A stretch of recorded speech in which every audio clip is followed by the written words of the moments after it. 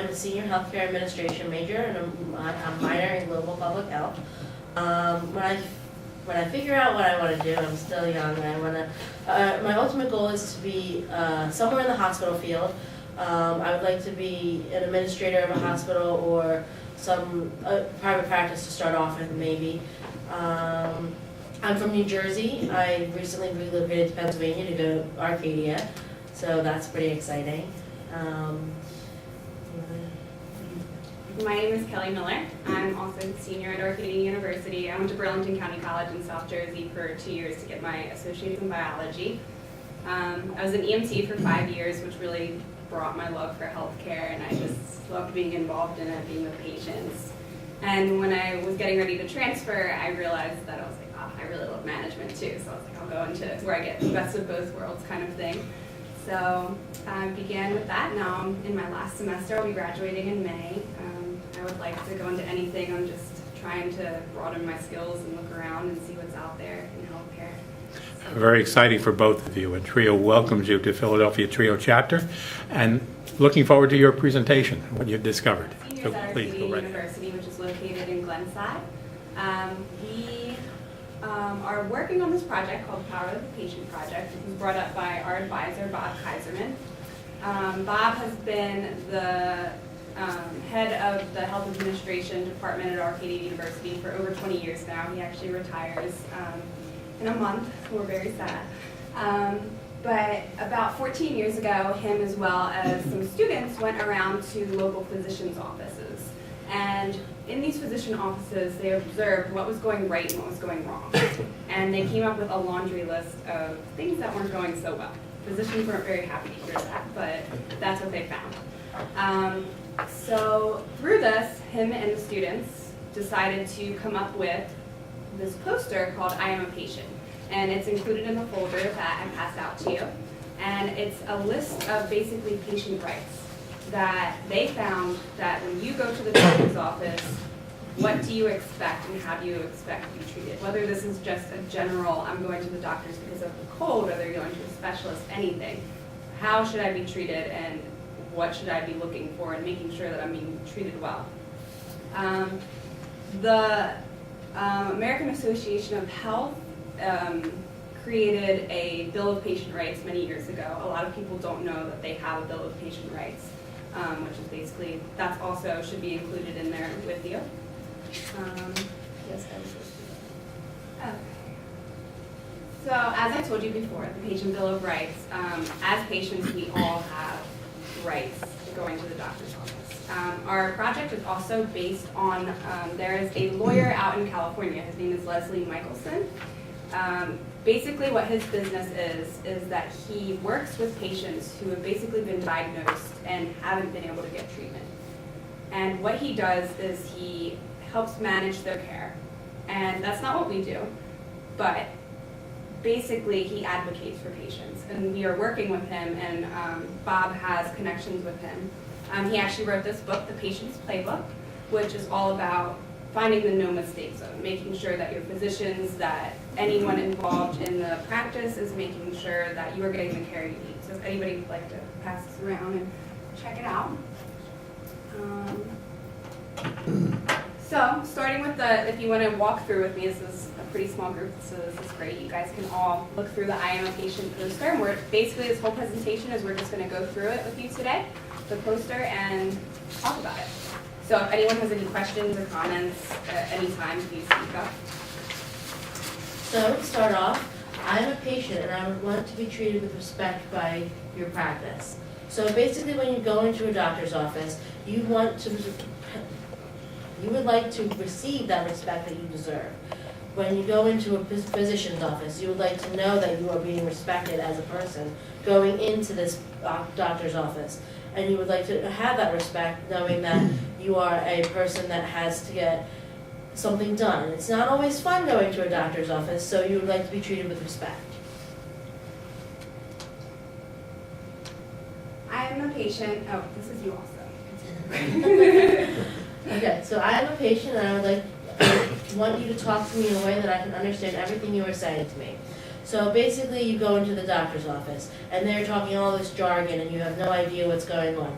You as a patient have a right to say, what are you saying to me? How can I understand this better? What is that word that you just used? And I know from personal experience, it can be a little awkward, a little hesitant to want to ask, what's going on? How can I understand this better?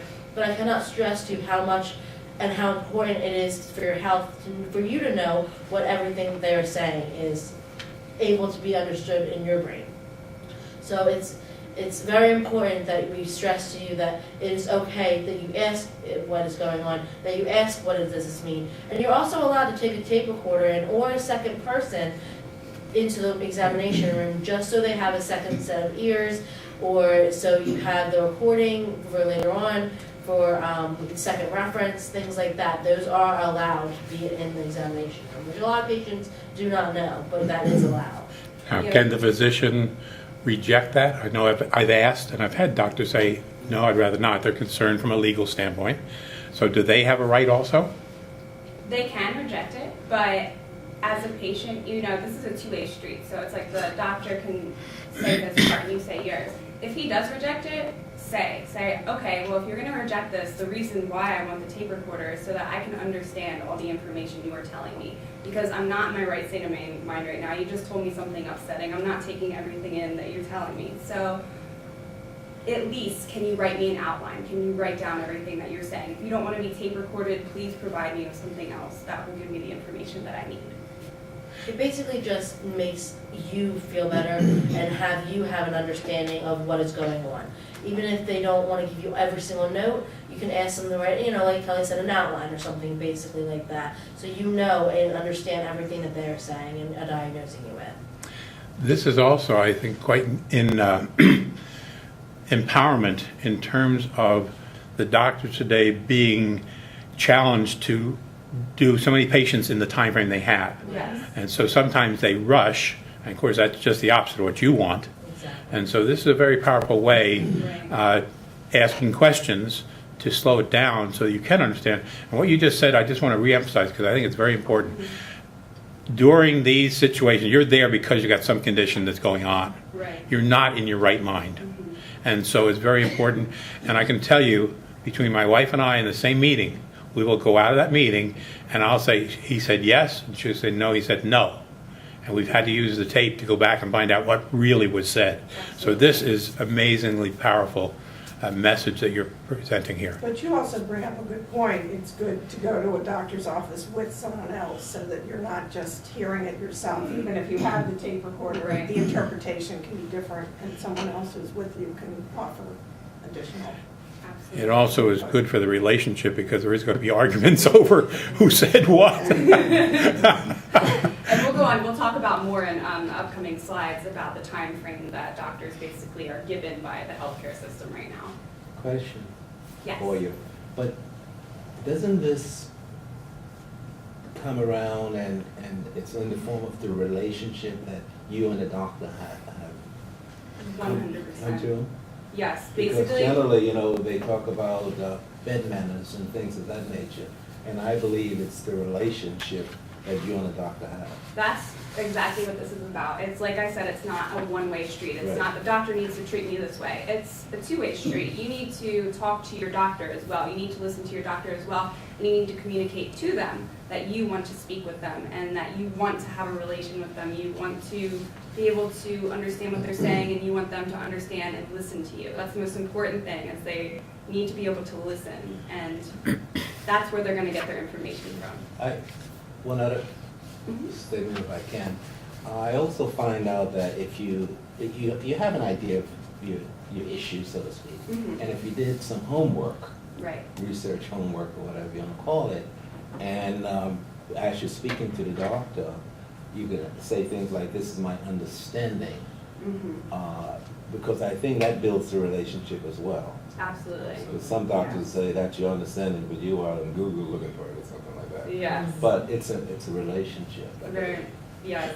It's a relationship, and I just wanted to add, it's also, I think some doctors will talk to patients as though they are all knowledgeable. And I've had this experience with, like, my parents, my in-laws, they would, anything a doctor said, this is what it is. They don't question, No they just question, like, right. do it. And I would say, but why? Why? You know, like, so. This is the development medication of you'll the be on for relationship- this and this and this, Right. but why am I on this Right. medication? It's your right to ask, and it's your right to say, if they get up out of the room and they're like, okay, you're going on this medication 2 times a day for the next 3 weeks, okay, like, see you in 3 weeks. You have the right to say, no, can you Wait a please minute. sit down? Can you explain to me, what is this medication? What's it doing? Why am I going on this? Is there anything better? If they go rushing out of the room, you can say, please sit down and talk to me, communicate with me. And also when it comes down to medication, Mhm. you, the patient, should ask what are the potential side effects, Absolutely. interaction, because I believe that's our responsibility to ask that type of question. Right, Right. absolutely. What you're talking to also has an impact on what the setting is. Most of us, I think, are thinking in terms of that one-on-one relationship with a doctor in his office, for example, his or her office. Especially a family doctor where you've been seeing for a long time. You're going to a specialist, you only see him a couple times maybe. But there's also the setting of the hospital setting. And it's very different when the team comes in and they're doing rounds and they got 10 other patients waiting and you're overwhelmed by what happens. And even if they say, do you have any questions? I mean, they're halfway out the door sometimes. And so it's important to say, now, wait a minute. I'm sure I have a question. I haven't even thought what it is yet. Right. And sometimes that teamwork, recently, having been in the hospital recently, there were 10 different teams that came through. And sometimes they rounded together. And you had a hard enough time to figure out which team was doing what when you considered the different specialties that were in front of you. Very different than one-on-one with a family doctor or with one of those specialists when you were visiting that specialist in outpatient mode. So the point's still well taken. Yeah. You should control that. And I got to say, my message to patients has always been, I'm hiring you, Mr. Right, you're a Doctor, consumer. and I can fire you. Right. And if you're not the right one for me, they may be very good, but may not be the right one for me, thank you, and get another recommendation. Go to somebody else that you feel more comfortable with. It's like night and day. And I've had a doctor who was sort of my generalist, and he said, I think you need to see so-and-so. I said, no, I've seen that person. I really don't care for them. Oh, why not? I explained why. Okay, then I know who you should see. And the doctor he referred me to was absolutely perfect for what I needed in terms of not the skill, not the surgery or whatever, in terms of the communication that I, as an empowered patient, I mean, if you're out 10, 20 years with some of these conditions, you know a lot.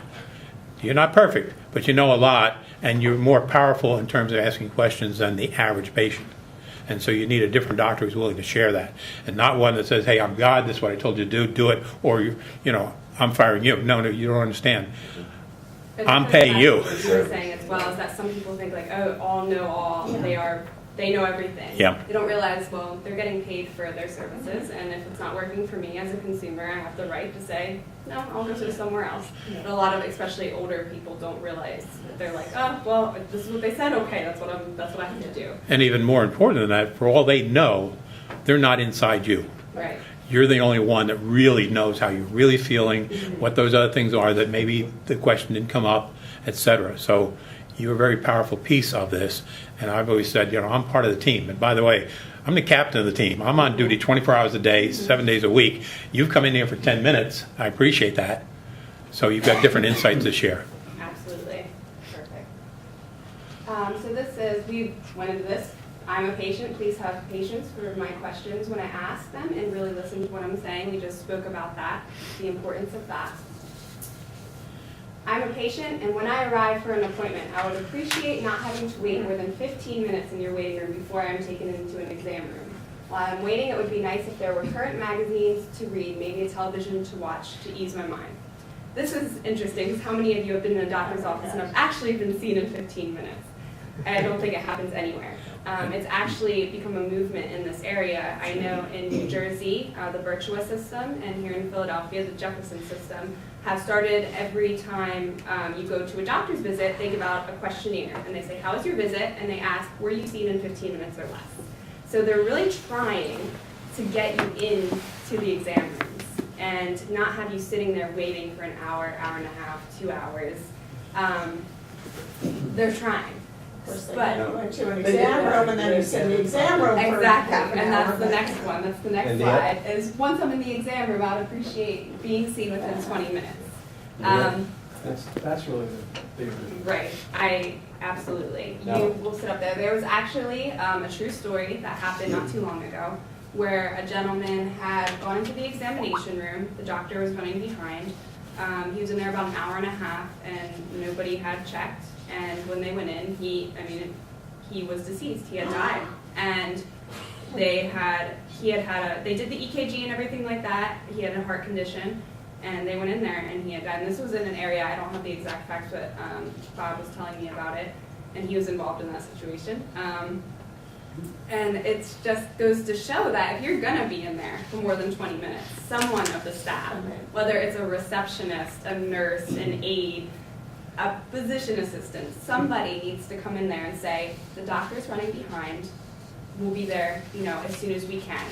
Let you be aware, how many times have you sat in that doctor's office just sitting there by yourself, and you're not there because you're happy, you're having a good day, you're scared, you're stressed out, so you're sitting in that tiny room In your by yourself. hospital gown. In your and it's hospital gown. freezing. And it's cold, exactly. The comment that I have about that is that oftentimes, Mhm. the doctors are double booking.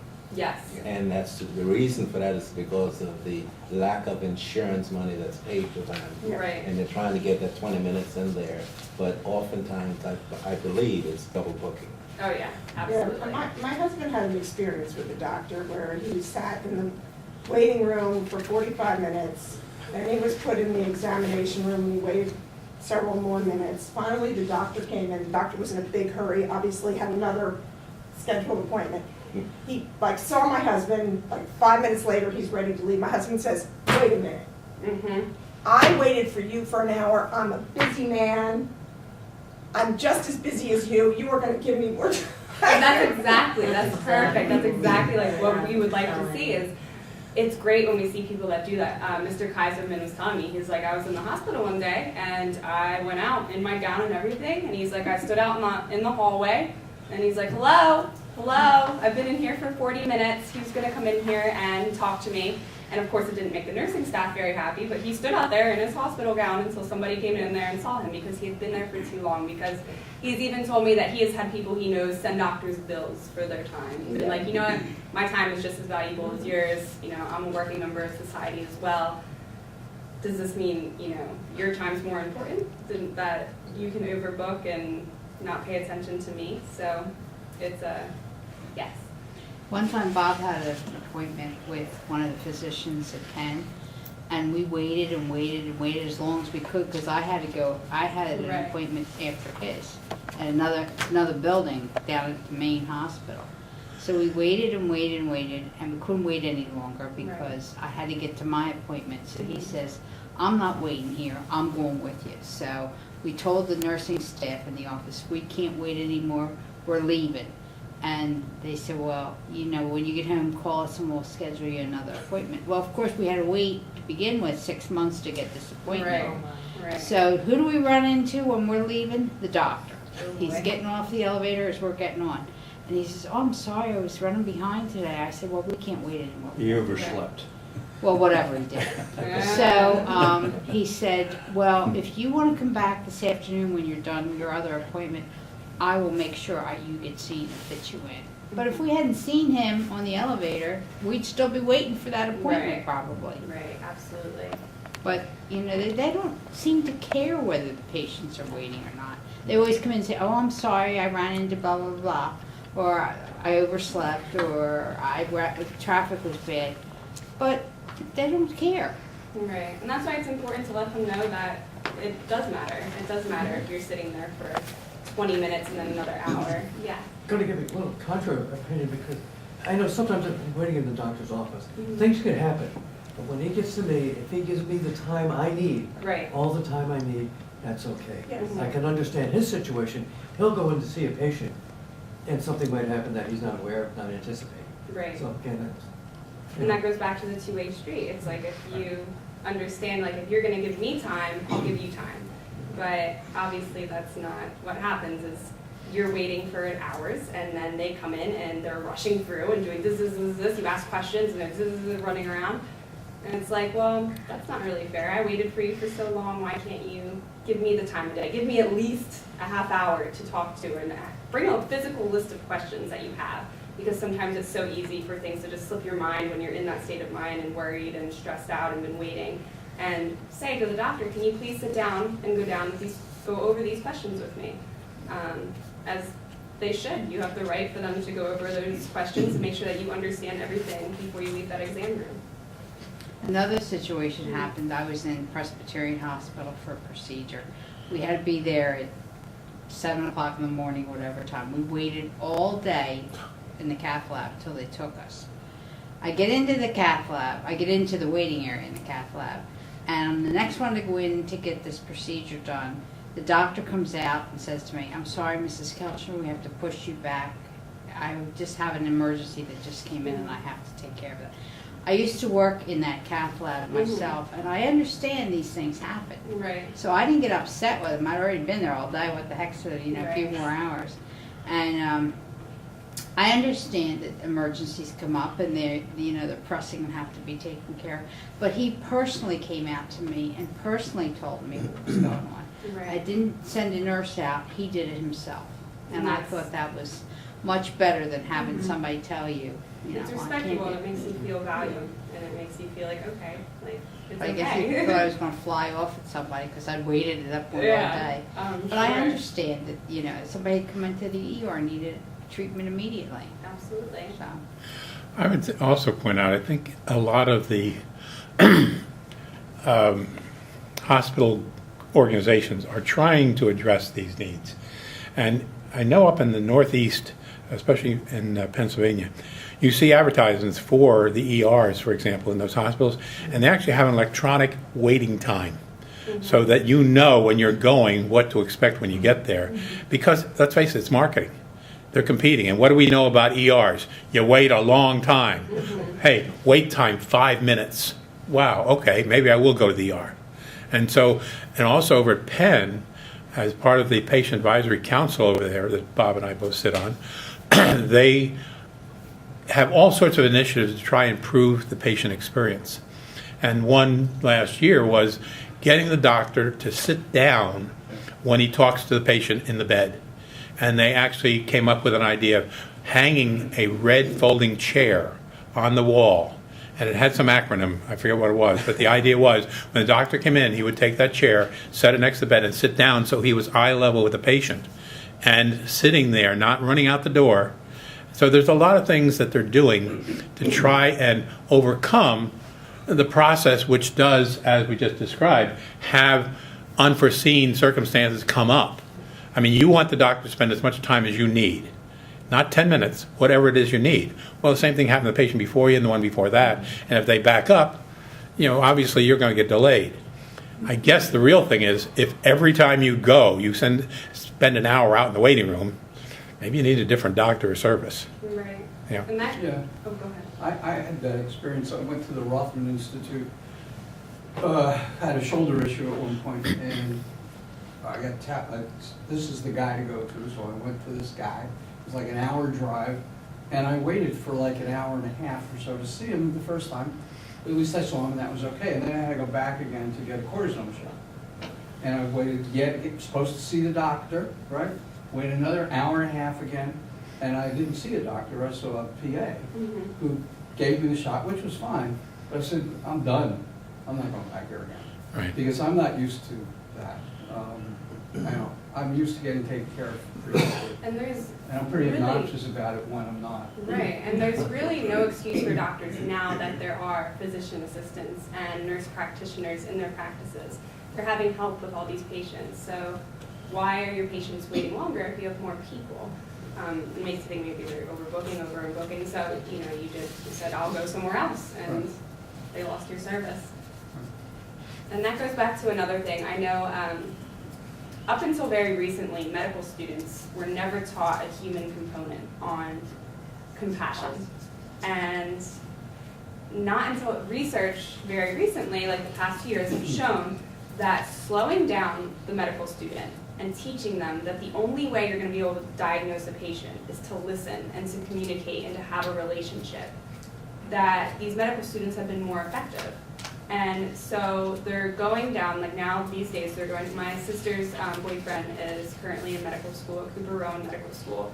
And he's like, I never knew I had to take a course on like human connection in medical school. He's like, I thought it was all bio, all this stuff. And he's like, I love it. He's like, you sit down face to face and learn how to communicate. And in medical school, and he's like, it's not stressful, it's teaching these skills. And that's what they're trying to really enunciate, is that you can't find all the answers in the textbook. You need to sit there and you need to listen and communicate with the patient and find out, like you said, you're the only one that knows everything about yourself. So you need to communicate with that patient and see how are they feeling, what are they doing, how are they reacting to this medication, like listen. So I think that's a really great thing that they're starting to come to currently. I am a patient and I need you to know that sitting alone in the examination room can be a real frightening experience, especially if you have instruments in sight that can start to make my mind worry. So when you go into the office, you're fine, you're sitting there, you're waiting. When you go into the examination room, that's a whole different story. I know when I went into the hospital, I was like, oh my gosh, are they going to use that on me? What does that do? Oh man, what does this even look like? I don't know what this is. So it can be scary. Like we said before, we're not going to the doctors because we're having a good time and we just feel like going to the doctors. We are going because something is wrong and we don't know whether that tool is going to be used on us. So we would like something, again, current magazines, television, soothing music, something along those lines, so it can better our experience at the doctor's office, especially when there's those medical, scary things that are in the room. We don't know all the time what they are used for, so it'd be nice to have some kind of distraction almost. And then they come in and take your blood pressure. Exactly. Yeah. All these things turning in your mind. Yes, How many times have you gone in an exam room and there's like a magazine there from like 2013? Oh, You're like, okay, cool, I can get a lot from this. It was okay if it was in 2015. Exactly. exactly. But it's 2017. I want something current to ease my mind, to think about, distract me. Right. So basically just like asking the doctor to create a pleasant atmosphere while you wait. I am a patient and I expect you to be respectful of my privacy. I become very upset while I'm sitting in the waiting room or even in the exam room and I can hear everything that you or the receptionist or nurse is saying in the next room, over the phone to patients or hospitals or physicians. I'm upset because I know that if I'm hearing about this about others, then what are others hearing about me? I have a personal story about this. My aunt had about 5 years ago a mastectomy. And I was at the doctor's office with her and my mother, and we were sitting, and obviously it's a very difficult time. We were sitting and down in the office, and the reception staff, it wasn't enclosed, it was open. And we could sit there, we were sitting there, and we could hear from the very opposite side of the room, said, oh, okay, well, Miss So-and-so is scheduled for a mastectomy at this time in this place. And not only could we hear this, but everyone else in the room could hear that. And for it being such a sensitive time for her and for us, it just was very hurtful. And it was like, I understand that for them it's just business, but for us it's not. It's painful, it's sensitive. And so we're asking doctors to, if you can, spend the money to enclose your reception area. A lot of places have it enclosed where there's the glass sliding door, you go up, there's the glass sliding door, they'll close it.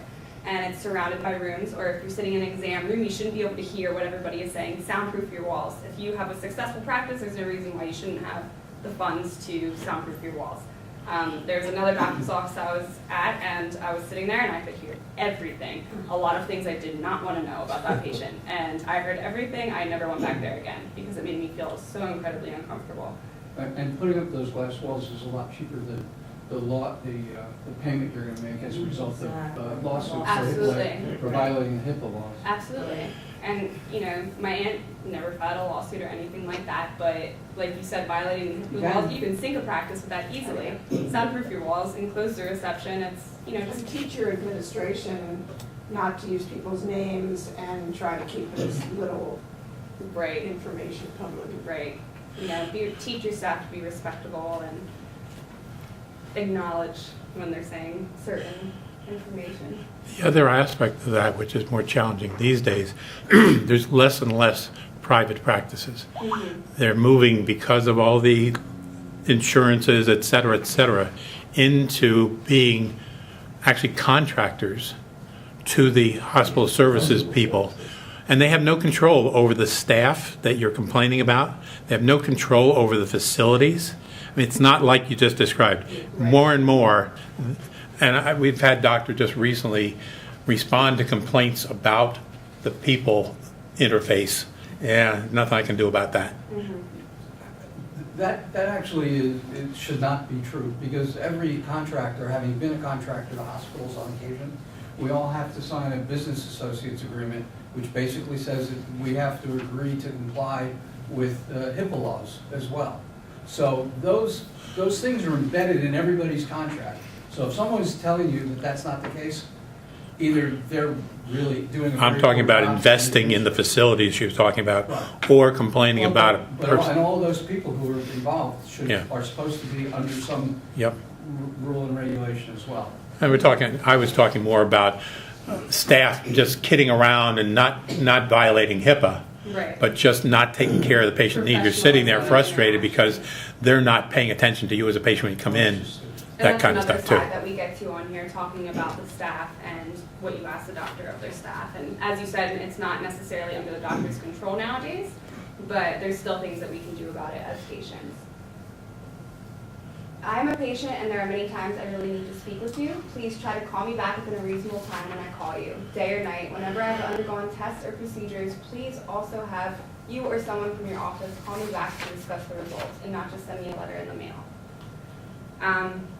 Basically speaks for itself. If you go to have a test done, have that open communication. How many times have you gone for a test where you're really worried and you don't know what's happening and you're scared and you hear nothing back, only 3 weeks later to get something from LabCorp and be like, oh yeah, it was fine. Or have you ever gotten something back that comes back abnormal and you never heard anything back?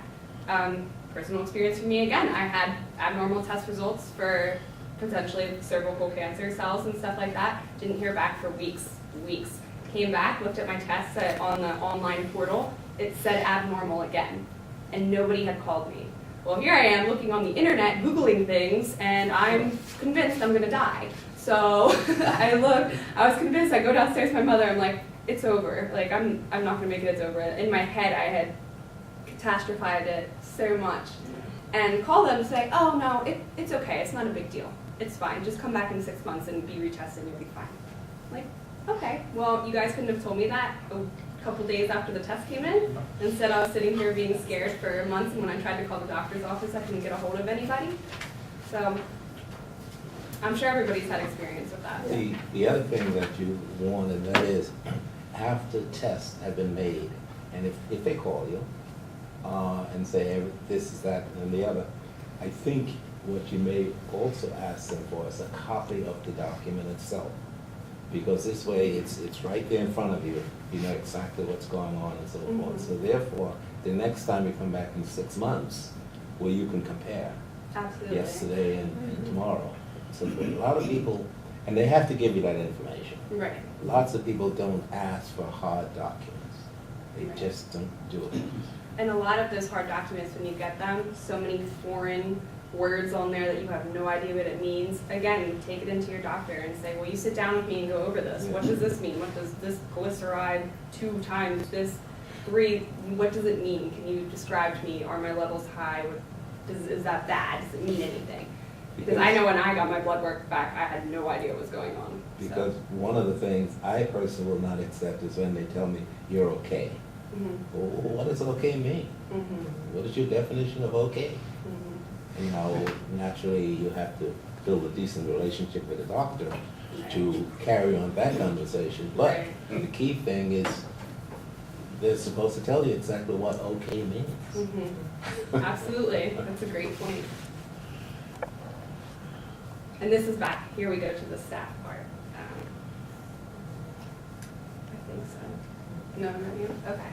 Please hire competent, compassionate people to support your practice who will be sympathetic to my need to see you or speak with you and who will work with me in terms of insurance claims and referrals that I need.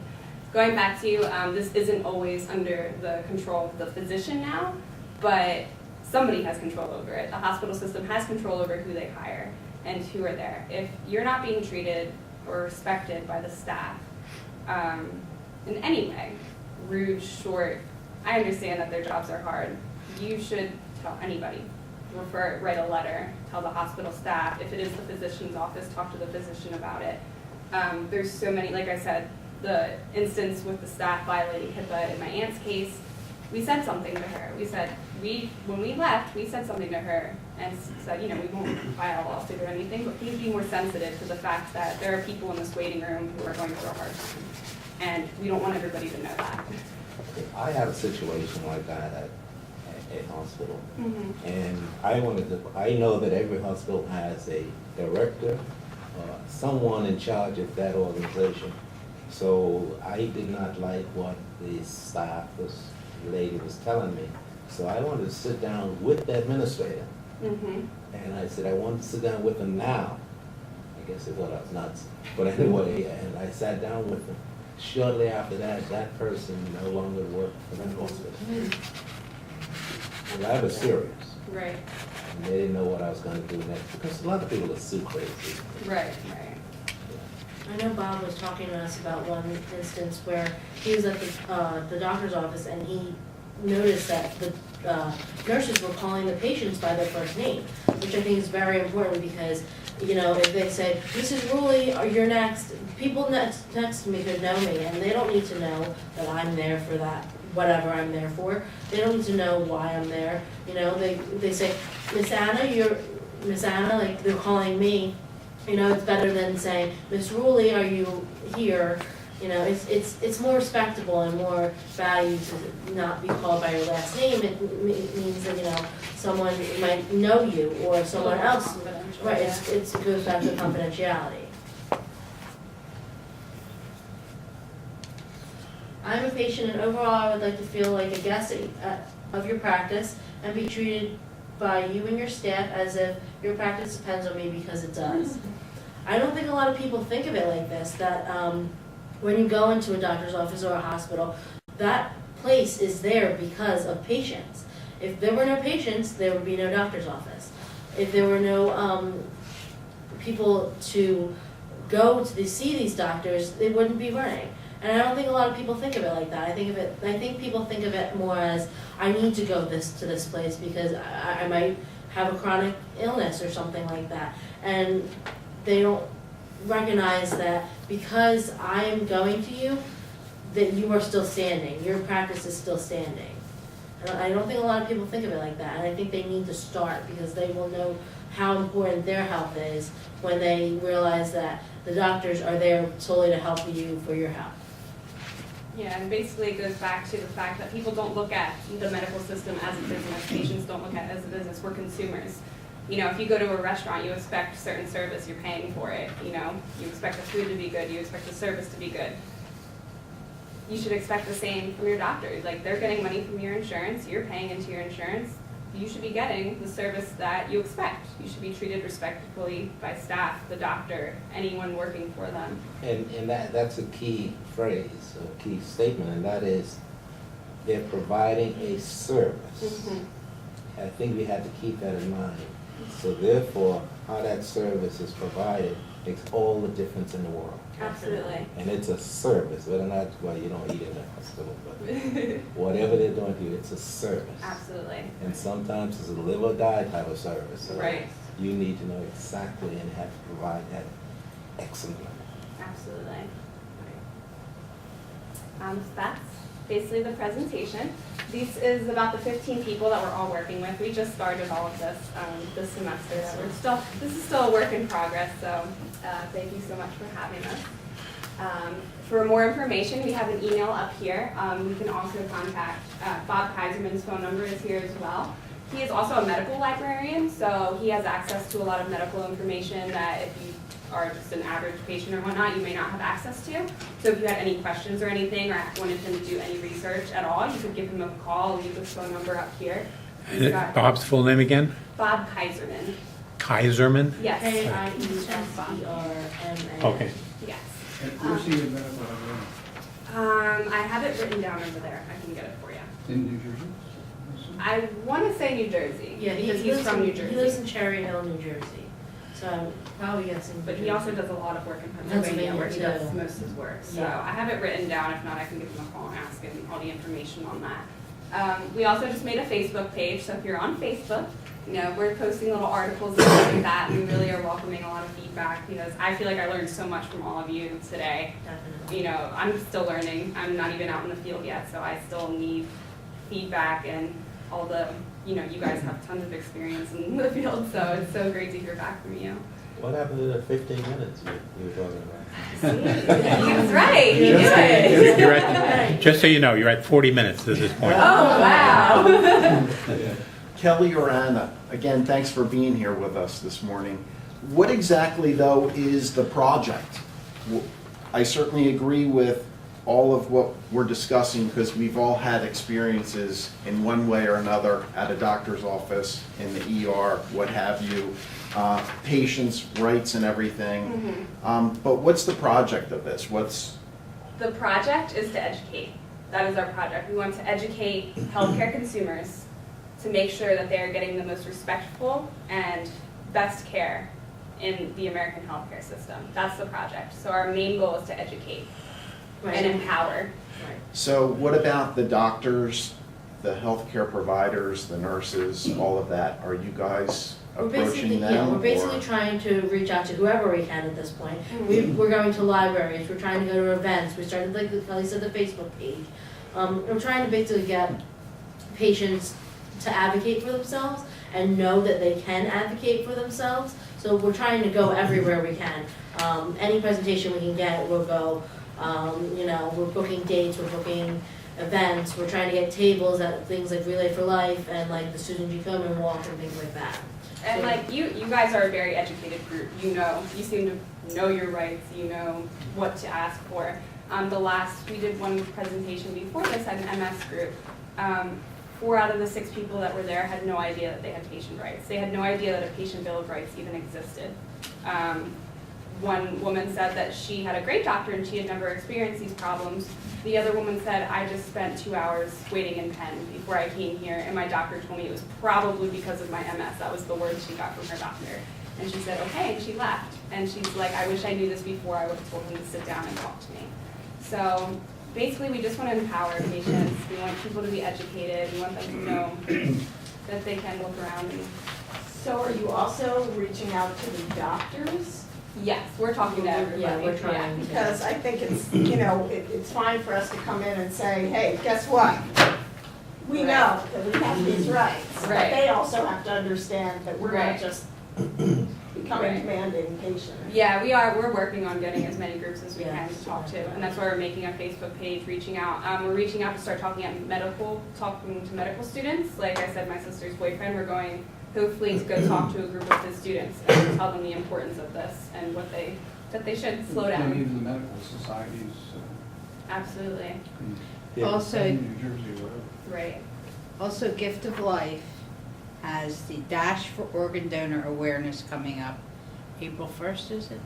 Second. 2nd? So they do have tables, as Jim will explain one of the tables. We have a trio table. Okay. So you might, and it's held up on the Parkway, right by the Art Museum.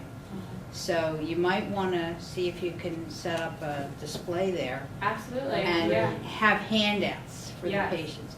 And if you got little trinkets that you can get made up, like as a giveaway, they love giveaways. So- Yeah, we would, if you Yeah, have more information on that. There'll we be would love that. thousands and thousands of people there. That would be fantastic. And you don't need a giveaway for everybody, but Just call here and ask for community education.